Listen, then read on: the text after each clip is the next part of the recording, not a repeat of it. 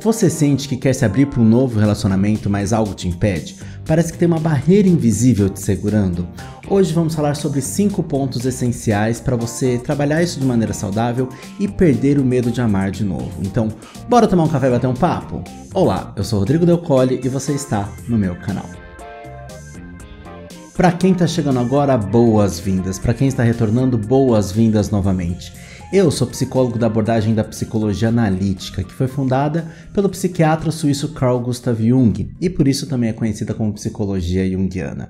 Aqui no canal a gente sempre fala sobre arte, cultura e comportamento, por isso se você curte esse tipo de conteúdo, já deixa seu like, isso ajuda demais a fortalecer o canal e propulsiona o vídeo para chegar para outras pessoas também.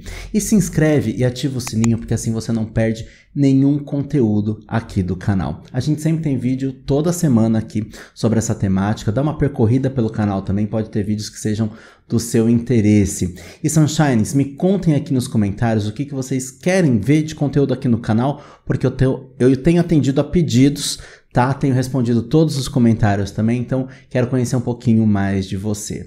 Então, bora pro vídeo? Quem é freguês antigo aqui do canal, lá do meu Instagram também, sabe que a gente fez uma live sobre Fear of Dating Again, né? É uma expressão do inglês que significa medo de namorar de novo. Mas que se a gente juntar todas as letrinhas em inglês, fica F-O-D-A, que é uma palavrinha aqui no nosso português, né? Que significa foda. Mas a gente também tem um cantor nacional aqui do Rio de Janeiro, carioca da Gema, chamado Naum. E ele tem uma música chamada Foda, F-O-D-A, que é justamente o Fear of Dating Again. Lá nessa live a gente acaba falando sobre a letra da música, a gente acaba explorando isso também. E aqui eu quero trazer um outro recorte para vocês. Então vou deixar o link aqui na descrição para vocês conferirem também. Aproveita para seguir o Naum nas redes sociais e também ouvir a música, porque a música é bem legal.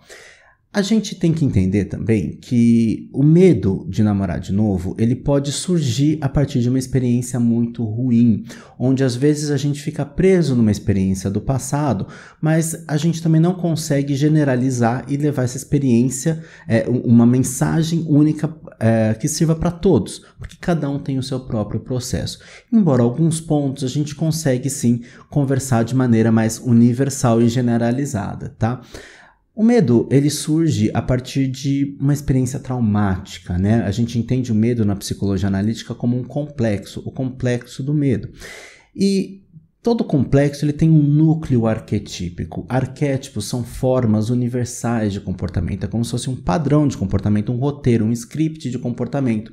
Por isso que as pessoas se comportam de maneira muito semelhante, independente do lugar do planeta que a pessoa esteja ou que ela tenha a origem.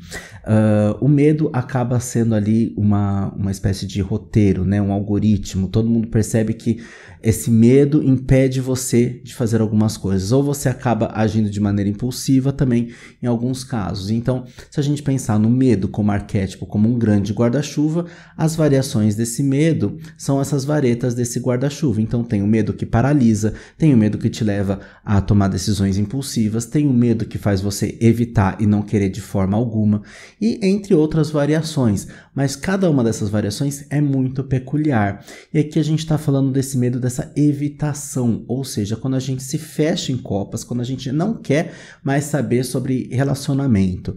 E isso a gente pode pensar desde de estar preso ainda no relacionamento do passado, pensando, tendo uma expectativa de um retorno, de uma reconciliação, de um ajuste, e às vezes o tempo passa, e como passa, às vezes passa meses, não só semanas e meses, mas às vezes anos, às vezes até décadas. A gente tem relato aí de décadas, né? Temos um vídeo aqui no canal também sobre o mito da Penélope, né? Aquela que ficou esperando Ulisses voltar da guerra de Troia. Vou colocar o link aqui na descrição para vocês também, mas é muito mais do que isso. A Penélope, no caso dela, ela não estava com medo de namorar de novo, né? De casar de novo, no caso, né? Mas ela estava ali presa na expectativa de que esse amor fosse voltar. Então, às vezes, a gente não tem o medo de namorar de novo, né? A gente fica preso no passado. Então, sim, temos conteúdo sobre isso. Mas este vídeo em específico é quando a gente precisa se lançar para o novo e dá medo. Dá medo, porque às vezes a gente tem todo um tempo com a pessoa, tem toda uma rotina. Então, se a gente vai numa lanchonete com a pessoa nova, às vezes a gente acaba comparando. E como acaba sendo uma comparação que traz angústia, ansiedade, tristeza, pela dor do luto, pela dor da perda, a gente às vezes tende a evitar, né? E aí não é talvez necessariamente um medo, mas é uma evitação de namorar de novo. Então eu quero trazer aqui para vocês 5 pontos para a gente discutir isso, tá? E o primeiro desses pontos é o arquétipo do amante ferido.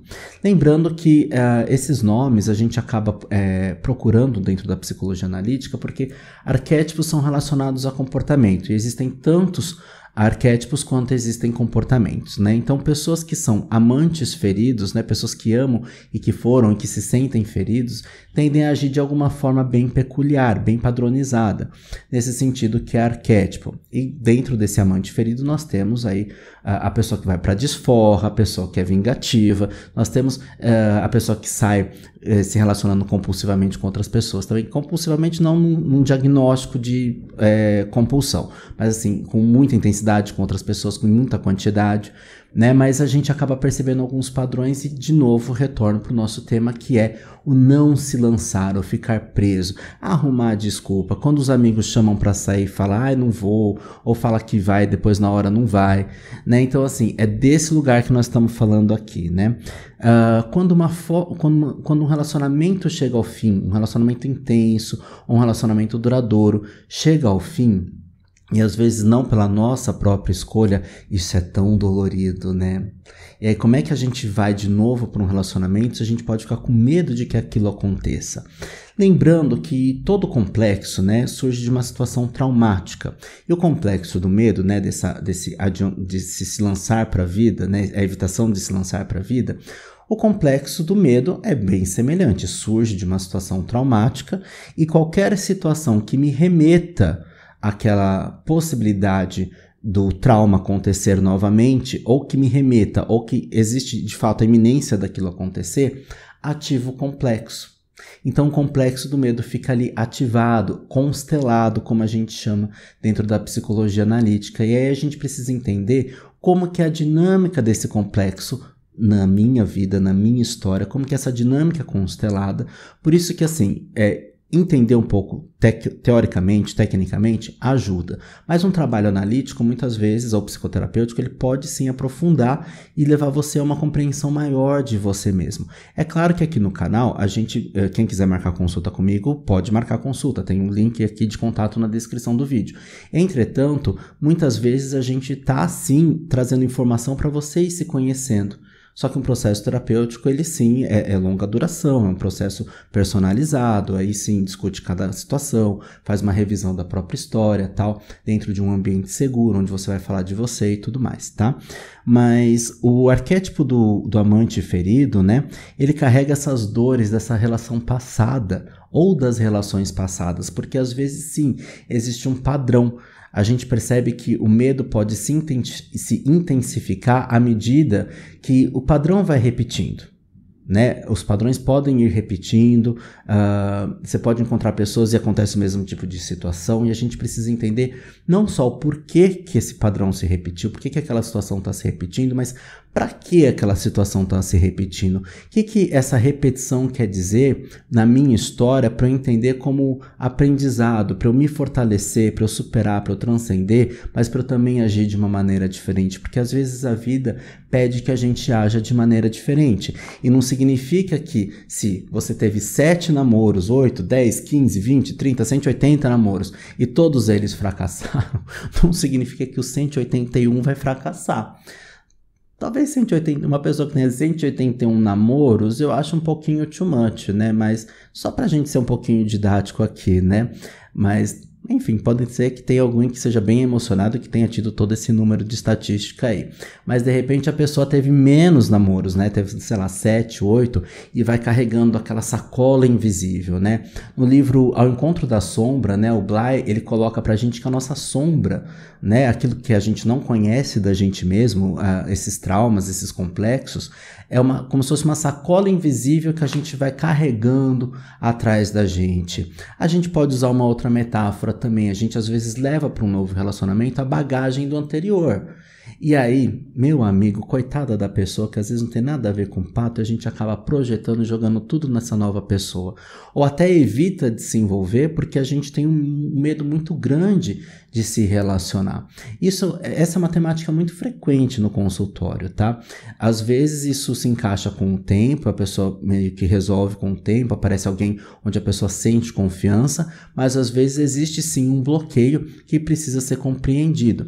Como eu costumo brincar, já tomei até hate aqui no canal, citando a música, né, Wave, do Tom Jobim, fundamental é mesmo amor, é impossível ser feliz sozinho. Por quê? A gente vai falar sobre isso aqui no item, deixa eu ver minha colinha aqui, no item 4, a gente vai falar sobre isso. Então, antes de tacar hate, escuta o meu ponto de vista aqui, mas eu também quero saber assim, comenta aqui embaixo, você tem alguma marca do passado, né? A Maria Rita tem uma música que chama Abismo, acho que é Abismo, que fala sobre as marcas pisadas, né?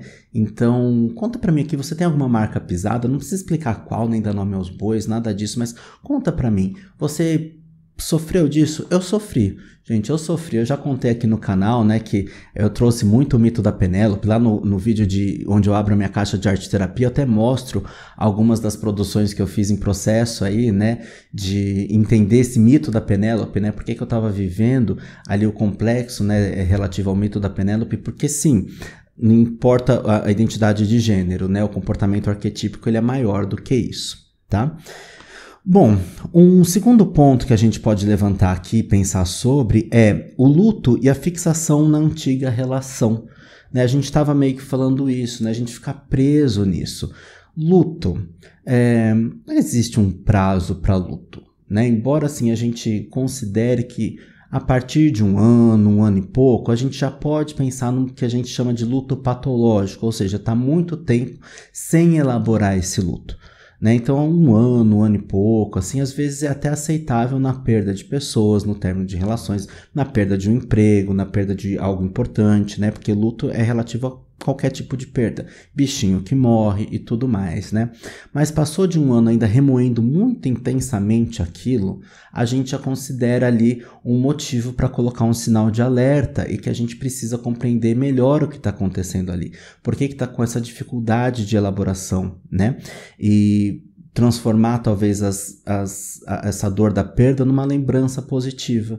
Né? Eu estava conversando com uma amiga minha, a Bruna, que sempre assiste aqui a gente, que sempre comenta aqui também, né? Como que é quando a gente às vezes está triste porque separou, já tem tempo e o que a gente vai pensar da outra pessoa, né? E a outra pessoa às vezes já se estabeleceu na vida e como dói isso, né? Como dói ver que a outra pessoa se estabeleceu e você ficou para trás, né? Às vezes é a gente desejar o bem para a pessoa. Se a pessoa quer isso, então se a gente ama, a gente pode libertar essa pessoa, né?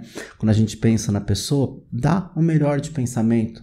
Não estou falando de energia do pensamento, nada disso, embora dentro da psicologia analítica a gente compreenda que os inconscientes se conversem. Sim, né? O inconsciente para o Jung ele transcende tempo e espaço. Né? E existe essa conexão dentro da psicologia analítica, onde a gente pode fazer um vídeo sobre isso, aprofundando o tema. Entretanto, quando a gente está ali desejando algo positivo para a pessoa, certamente ela está captando isso de alguma forma, chama sincronicidade também. Isso tem relação com sincronicidade também. Mas também não adianta ficar lá preso, ficar falando volta, pensando volta, e faz simpatia, e vai não sei aonde, e faz promessa, e fica sem cortar cabelo, e fica sem cortar unha, e fica sem comer chocolate, e faz tatuagem, essas coisas todas. Gente, calma, né? Recolha as projeções, né? Recolha essas expectativas e vamos ver o que a vida está oferecendo. Uma amiga minha chamada Bianca, que também sempre está assistindo os vídeos aqui, ela traz uma frase muito interessante que é: existe o amor da vida e o amor para a vida, e não necessariamente essas duas pessoas estão juntas, né? Ou são a mesma pessoa, né? O amor da vida e o amor para a vida.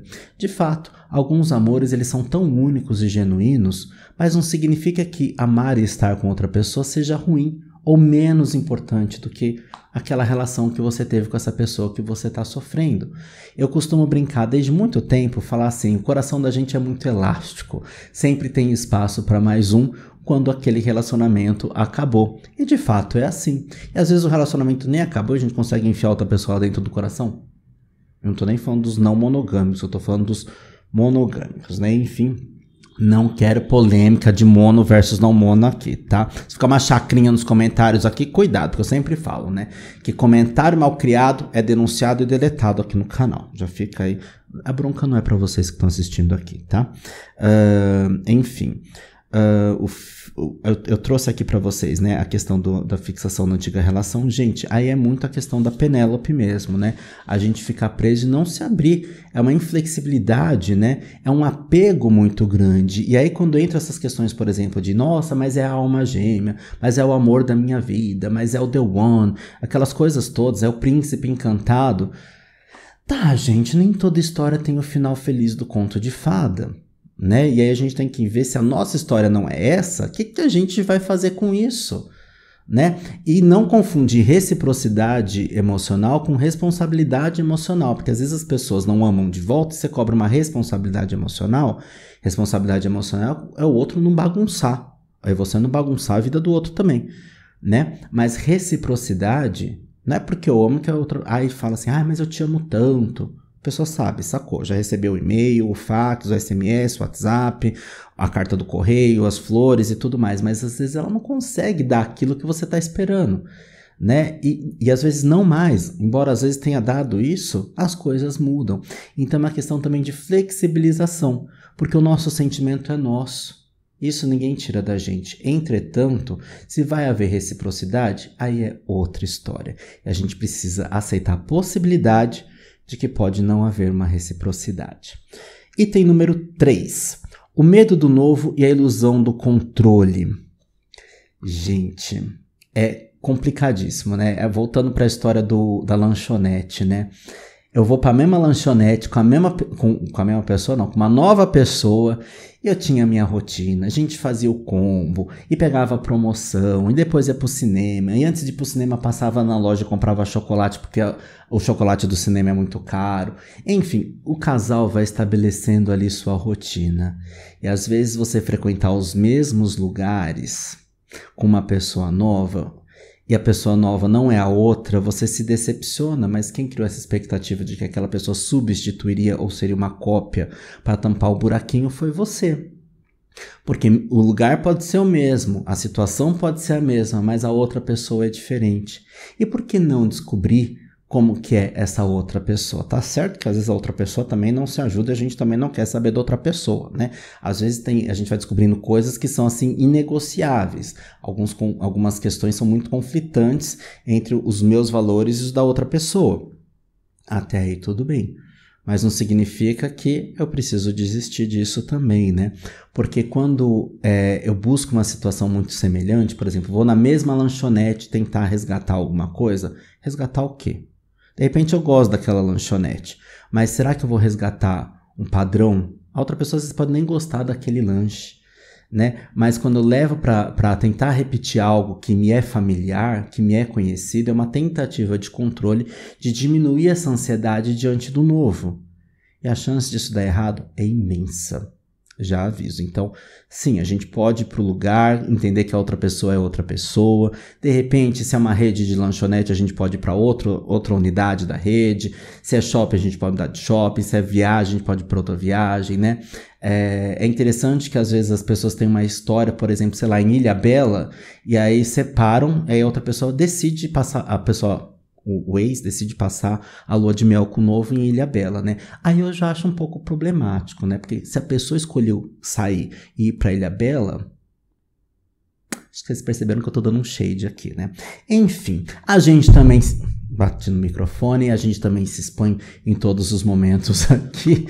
Faz parte da vida. Aqui é vida real, como é por aí também, né? Mas cada um, não é mesmo? Então, eu vou fazer uma pequena pausa no vídeo, volto em seguida porque eu preciso fazer um corte no arquivo aqui. Explicando para vocês o que é o corte, né? As câmeras, elas gravam vídeos de 30 minutos e já tava dando 30 minutos de gravação bruta e eu tenho um tema importante que eu não quero ser interrompido, então eu cortei um pouquinho antes pra gente dar sequência aqui num arquivo novo, né? Então não editei nada, tá, gente? Vocês percebem que meus vídeos ultimamente eles só tem zoom in, zoom out, eu não tô cortando nada, tá bom? Então esse aqui também não vai ser diferente, né? Porque eu falei da minha experiência com Ilhabela, Beautiful Island. Ai, gente, Ilhabela é linda, né? Por isso que tem esse nome, gente. Vocês conhecem Ilhabela, gente? Eu amei quando eu conheci. Enfim, o quarto ponto é o chamado do selfie para novas experiências. E a gente retoma aquele ponto que eu estava falando antes, né? O que a nossa psique precisa de experiência para conhecer, para amadurecer, para se trabalhar? O selfie, ele promove situações rumo ao nosso amadurecimento, rumo ao nosso processo de individuação, que é o nosso crescimento, que é o nosso amadurecimento, o desenvolvimento da nossa sabedoria, do arquétipo da sabedoria, mas personalizado com a nossa própria história, né? Então o selfie coloca a gente diante de algumas situações que às vezes são inclusive dolorosas, né? Quantas vezes a gente entra numa relação com medo de que aquela relação vai acabar e parece que alguma coisa diz pra gente que vai acabar. E quando acaba, a gente fala, tá vendo, eu tava certo. Na verdade, é o nosso inconsciente que de repente pode sim estar antecipando esse término, mas por que a gente então entra nessa relação? Porque às vezes a gente precisa entender como a gente funciona diante da adversidade de um término, por exemplo. Às vezes a gente está tão simbiótico, simbiose é aquela união, né? Arroz unidos venceremos, aquela grudadinho, você não sabe onde começa um, onde termina o outro, né? E às vezes a gente acaba precisando se diferenciar muito. Não é pouco, não, é muito. E às vezes o término, ele vem para dizer pra gente que assim, meu, se descobre mais, se conhece mais, tá? Entenda melhor quem é você, qual que é o seu propósito. Você não é a sombra da outra pessoa, nem a outra pessoa é sua sombra. Você não tá a serviço da pessoa e nem ela a seu serviço. Embora sim, um possa ativar, complementar coisas pro outro, nesse sentido estaria sim a serviço. Mas não é essa dependência. Temos vídeos de dependência emocional aqui no canal também. O canal é bem completinho, tá? Esse vídeo aqui é oficialmente número 140, mas tem muito mais do que 140 vídeos. Porque tem lives, tem uma série de outros vídeos que não computam na numeração oficial de vídeos aqui do canal. Então dá uma percorrida, deixa seu like, se inscreve, vai, isso ajuda tanto. Mas o selfie, ele pede pra gente viver novas experiências. E às vezes a gente fica esperneando. Estamos falando aqui hoje no contexto do amor, mas pode ser trabalho, pode ser amizade, pode ser saúde, mudança de estilo de vida em termos de saúde também, para a gente pensar sobre a gente mesmo. Às vezes a gente fica pensando assim, eu quero receber, mas eu conheço o que eu posso oferecer. Num relacionamento, a gente às vezes também tem medo de se envolver com alguém novo, porque é uma nova psique. Eu vou ter que desbravar essa relação num trabalho em conjunto. Eu vou ter que me mostrar, eu vou mostrar minhas fraquezas, mas também eu vou mostrar minhas fortalezas. Eu tô pronto para mostrar, eu tô pronto para ser recebido pelo outro, o outro tá pronto para ser recebido por mim, eu tô pronto para receber o outro. É muita dinâmica que a gente está falando aqui, porque é troca, né? E aí juntam as questões dos relacionamentos modernos, né? Monogamia, não monogamia, relacionamento fechado, relacionamento aberto, é trisal, vai ter acordo, não vai ter acordo. Existem N situações. N situações. E se é relacionamento aberto, quais são as regras? Porque cada casal tem sua própria regra para abrir um relacionamento. Então, além de tudo, ainda tem que dar match em diversas coisas. Não é só match na afinidade com a pessoa, porque às vezes você tem um match com a afinidade da pessoa, mas aí você pode também ficar inseguro. E às vezes você perde uma oportunidade de viver uma situação legal com uma pessoa porque você pode estar rígido, preso num conceito que de repente pode ser revisto. Agora, tem conceitos que são inegociáveis. Concordo, mas tem conceitos que de repente a gente pode tentar flexibilizar. Agora, se não for nossa pegada mesmo, linha. Mas às vezes o nosso self, ele coloca a gente diante dessas situações pra gente pensar assim, será que o jeito que eu vivi até hoje, eu preciso continuar vivendo do jeito que eu vivi até hoje? Será que tem que ser sempre do meu jeito também?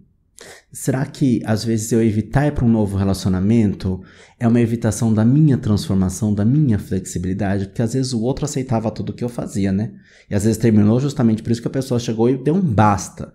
Porque quando a gente fala de término, a gente às vezes pensa que a outra pessoa que é ruim. A gente desconsidera a possibilidade da gente ser uma pessoa ruim. Tem um livro da Jette Bonaventure que ela fala sobre contos de fadas. E ela sempre fala assim, todo mundo no conto de fadas sempre se identifica com a princesa, com o príncipe, com a mocinha, com o mocinho. Mas ninguém se enxerga como madrasta, né? Então, assim, a gente também precisa conhecer o nosso lado sombrio.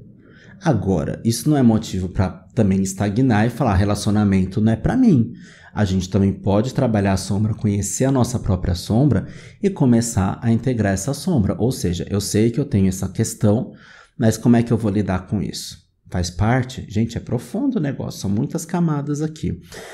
Quinto ponto, como se abrir sem se perder. Vai exatamente ao encontro disso que a gente está mencionando tudo aqui agora. O self chama a gente para uma experiência, mas será que de repente eu vou entrar para o mundo do outro e me entregar de uma forma onde eu deixe de existir só porque eu fui aceito por uma nova pessoa? Porque às vezes a gente busca ser amado, ok, mas às vezes a gente busca ser aceito. E nessa questão de tanto ser amado quanto ser aceito, principalmente ser aceito, talvez a gente possa fazer concessões demais e esquecer quem a gente é. E se a outra pessoa é um pouco dominante, e não estou falando de sadomasoquismo, né, de dom e sub, né, de dominante e submisso, estou falando, às vezes a outra pessoa é um pouco mais intensa, você pode sucumbir. Agora, você também pode se permitir entrar um pouco na experiência do que o outro está propondo. Qual que é o limite? A gente precisa pensar sobre. Não dá para colocar aqui uma regra, mas a gente pode pensar sobre como é que é essa experiência, o que está se apresentando. Lembrando que se está desconfortável, a gente precisa entender, né? A dor, como diz a música, né? A dor é um sinal de que algo está errado. A música Power of Goodbye, da Madonna. Temos um vídeo sobre isso também, análise dessa letra, Poder do Adeus, da cantora Madonna. Temos aqui no canal, eu não lembro se é vídeo ou live, eu acho que é live, né? O Poder do Adeus. Então a letra fala, a dor é um sinal de que algo está errado. Então a gente precisa rever. Só que às vezes a gente fica esgarçando esse pano. E aí vira um pano, um cobertor, fica mais esgarçado que cobertorzinho de cachorro. Entendeu? E aí? Eu falo cobertorzinho de cachorro porque eu tinha uma amiga, trabalhei com uma pessoa que sempre mencionava o cobertorzinho velho do cachorro dela, né? Que aquele cachorro amava aquele cobertorzinho, né? Não podia ver, mas tava só o fiapo. E às vezes a gente não reconhece que tá só o fiapo. E a gente quer se apegar naquilo. E esquece que a gente pode fazer transformações, seja naquela relação ou em novas, né? E às vezes, eu tava pensando nisso hoje, né? Às vezes o negócio já não tava bom e a gente quer voltar para uma coisa que não tava boa. Então a gente é fã ou hater? Né? A gente tem que pensar sobre isso também. Porque às vezes a gente tá no movimento de costume. Mas era o amor da minha vida. Tá, gente, acontece. Tem pessoa, inclusive, que fica viúva do amor da vida. E, de repente, a vida, para essa pessoa, ela opta por não se relacionar de novo. São escolhas. Mas, de repente, a gente pode se permitir uma nova experiência. Mesmo porque quando a gente se relaciona com alguém, e aí voltamos para o item 4, né? Quando a gente se relaciona com alguém, são as trocas mais singelas e as mais profundas. A troca de relacionamento amoroso é onde o outro é um espelho para mim e onde eu sou espelho para o outro. Né? E às vezes ninguém melhor do que o amor da nossa vida para dar uns toques de que a gente está pisando na bola, que o que a gente está fazendo não é legal. E não estou falando de gaslighting, tá? Gaslighting é outra coisa, quem tem que se rever é a outra pessoa. Tá passando um avião aqui, vocês estão escutando barulho, gente? Por mais que eu configure o microfone, tem ruído que eu não consigo evitar, certo? Então, assim, como é que a gente pode, né, ir para uma nova experiência sem a gente se perder, sem a gente carregar essa bagagem do passado? Por isso que o autoconhecimento é tão importante. E eu quero terminar dizendo uma frase do Jung, que o amor custa caro. Não devemos tornar barato o amor. E eu não estou falando de joias. Estou falando de trabalho interno. Estou falando daquilo que a gente vai entregar para o outro. Porque às vezes a gente reclama tanto que o outro não dá tal coisa pra gente, mas o que é que a gente oferece também? Né? E às vezes, não raro, tá? Não raro, a gente percebe isso na clínica às vezes, com amigos também, nos bate-papos, mas na clínica a gente percebe também que a pessoa cobra demais do outro e percebe depois que ela mesmo não oferece nada e que o outro oferece até demais perto daquilo que a pessoa oferece. Porque a gente acaba ficando egoísta e egocêntrico, né? Então, assim, vamos pensar.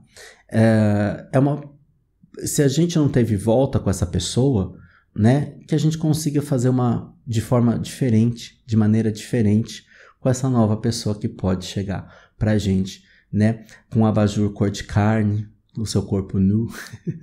Vocês sabiam que a música Menina Veneno, do Hit, é uma música inspirada na teoria junguiana?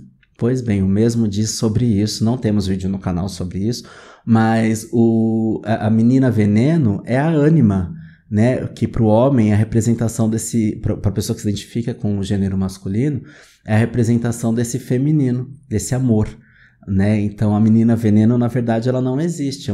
Todo ali é metáfora. Ah, mas tá subindo a escada, tá? Seus olhos verdes no espelho, tal, né? Eu acho linda essa parte dos seus olhos verdes no espelho. Outro dia eu joguei uma dessa pro crush, tomei nada, né? Enfim, nem um guaraná no parque eu tomei com o crush. Mas enfim, eu provei pra ele que eu estava falando dele com os olhos verdes no espelho, mas ele não quis acreditar em mim, né? Paciência. Sigo solteiro também. Como diz o título do vídeo, disponível para namoro, entendeu? Continuo disponível para namoro, a gente não sei até quando. Enfim, daqui a pouco chega o dia dos namorados, gente. Já passou o carnaval, já tô podendo me relacionar de novo, né? Porque eu tava esperando o carnaval. Mentira, gente, eu faço uma persona aqui de pegador no carnaval, mas eu tava apaixonado, eu tava soldado abatido nesse carnaval. Mas curti o carnaval um pouquinho também, mas eu tava soldado abatido, sofrendo por amor, gente. Mas esse vídeo é um presente que eu dou pra vocês se libertarem, né? Porque sim, aqui eu passei por um processo muito grande, muito doloroso de ficar preso numa relação. E é muito gostoso quando a gente percebe a possibilidade de se abrir pro novo. E que as experiências podem ser muito boas. E sim, essas mágoas, elas existem, às vezes a gente carrega, às vezes elas surgem, às vezes elas atravessam a gente, mas a gente vai trabalhando para que elas percam potência dentro da gente e que a gente consiga se permitir experiências novas. Agora eu quero ouvir de você. Você já sabia que Menina Veneno foi escrita para ânima, né? O conceito que temos aqui. Aliás, temos um vídeo sobre uma música do Thiago York que chama Masculinidade. Esse vídeo eu faço através da música do Thiago York um apanhado da teoria junguiana. Então lá eu trago diversos conceitos. Foi por muito tempo o vídeo mais visto do canal, então lá eu trago uma aula de psicologia analítica, diversos conceitos eu trago lá e ele começa a música falando a palavra ânima, né? Então eu explico também o que é ânima, explico de maneira mais profunda, eu vou deixar o link aqui na descrição do vídeo. Você sabia, mais uma curiosidade que não tem nada a ver com o tema do vídeo, mas sobre Menina Veneno, que não é um abajur cor de carmim? Porque ninguém fala carmim, o próprio Hit fala que é abajur cor de carne. E a carne bege, né? Então é uma música de uma pessoa branca. Cor de carne. Eu, quando achava cor de carne, eu achava que era aquela carne do espelho, do açougue, tipo a roupa de carne da Lady Gaga no negócio lá na premiação, né? Então eu achava super bonito, imaginava o abajur, aquele vermelho bordô, assim, mas não, é bege mesmo, né? Então, assim, sei lá onde ele comprou isso daí, né? Esse abajur. Mas enfim, me conta aqui, você já se pegou nesse medo de amar de novo? Você conhece a música Foda do Naum? Me conte tudo isso, tá bom? Então, obrigado para quem chegou aqui até agora. Se inscreve no canal, deixa seu like, comenta. Me segue no Insta também, tem meu site para você também conhecer. E se você quiser marcar uma consulta comigo, me chama, né? Tem o link aqui nos contatos, tá no Linktree, tá bom? Um grande beijo e até o próximo vídeo. Tchau!